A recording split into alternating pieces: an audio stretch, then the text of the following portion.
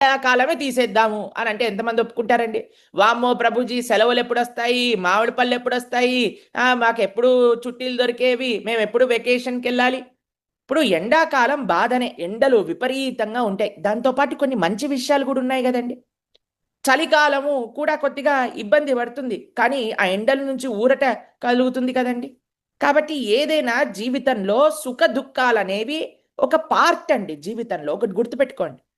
మనం చేసే తప్పు ఏంటంటే పిల్లలకి ఎప్పుడు ఒకటే విషయం, సుఖంగా ఉండాలి, సుఖంగా ఉండాలి, ఎంజాయ్ చేయాలి, ఎంజాయ్ చేయాలి. కాదయ్యా, జీవితం అనేది మిక్స్చర్. సుఖము సంతోషం రెండూ ఉంటాయి నాన్న.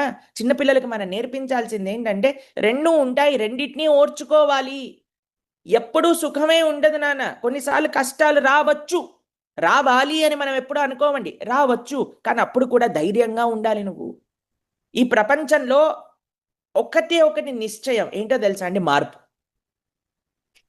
మనం అనుకుంటాము మార్పు కాకూడదు, మార్పు రాకూడదు, మార్పు రాకూడదు. కాదండి, మార్పు వస్తూనే ఉంటుంది. అలానే ఒక జీవుడు కూడా చిన్న పిల్లవాడుగా ఉంటాడు, పెద్దవాడైపోతాడు, ముసలివాడైపోతాడు, శరీరాన్ని త్యజిస్తాడు, మళ్ళీ ఇంకొక శరీరంలోకి ప్రవేశిస్తారు. అలా మార్పు చెందుతూనే ఉంటుంది, మార్పు చెందుతూనే ఉంటుంది, మార్పు చెందుతూనే ఉంటుంది. ఏది కూడా ఈ ప్రపంచంలో పర్మనెంట్ కాదు.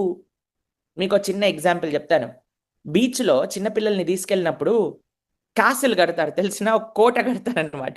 అందరు కోటలు కట్టిన వాళ్ళే కదండి. బీచ్లో ఇలా పాదం పెట్టి దానిపైన మట్టి పోసి ఒక హోల్ లాగా చేసి దానిపైన మెల్లగా పేర్చి పేర్చి పేర్చి పెద్ద కోట కట్టాను అనుకుంటాడు. వాడు కోట కట్టాడో లేదో ఒక నిమిషంలో వెనకాల నుంచి నీళ్ళు వచ్చేస్తే కోట మొత్తం పోతుంది. వామ్మో నా కోట పోయింది, నీళ్లు పోయాయి నా కోట లోపలికి అని ఏడ్చాడు అనుకోండి. అయ్యా, నువ్వు బీచ్లో ఎన్ని కోటలు కట్టినా సరే అది ఏదో ఒక రోజు పోతుంది, అవునా కాదా చెప్పండి. మీకు విషయం